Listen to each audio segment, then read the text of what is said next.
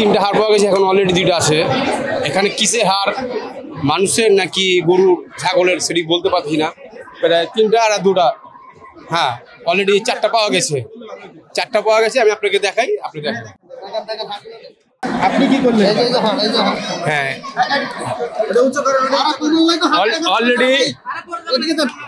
Already চারটা পাওয়া গেছে। চারটাতে দুইটা নিয়ে গেছে, একটা বড় হাড় নিছে এত বড়, আর দুইটা এখানে আছে।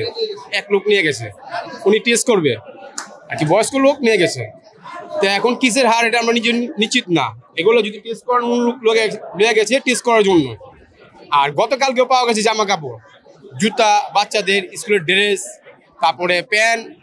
এগুলা কোথা থেকে আসলো, এগুলা যদি তদন্ত করতো সরকার, যে আছে ডক্টর ইউনূস সাহেব, উনি যদি তদন্ত করতো তাহলে মানুষে বুঝতে পারতো যে এটা কি কারণে আসছে। আর এগুলো যদি নিয়ে গেতো, এই এক লোক নিয়ে গেছে এখন যে হার্ট টেস্ট করাবে, সঠিক আমি বলতে পারবো। 1 ঘন্টা হয়েছে, 4টা হাড্ডি পাওয়া, বড়ডি তো নিয়ে গেছে গা, এটা ছোটগুলা।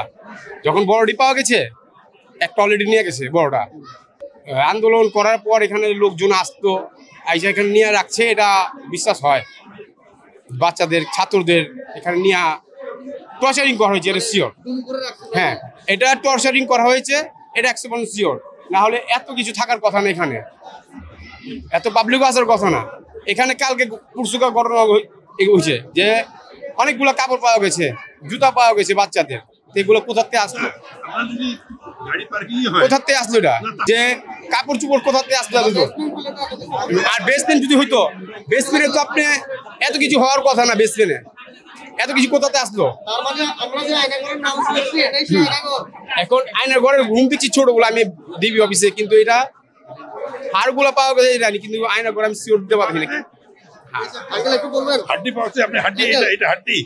এখন টর্চার করা হলে আয়না ঘরে হয়, টর্চার করা হয় এখানে, তাহলে আয়না ঘরে হয়। এটা কি মানুষের হাড়? এটা বলতে পারছি না সঠিক কিসের হাড়। 4টা পাওয়া গেছে।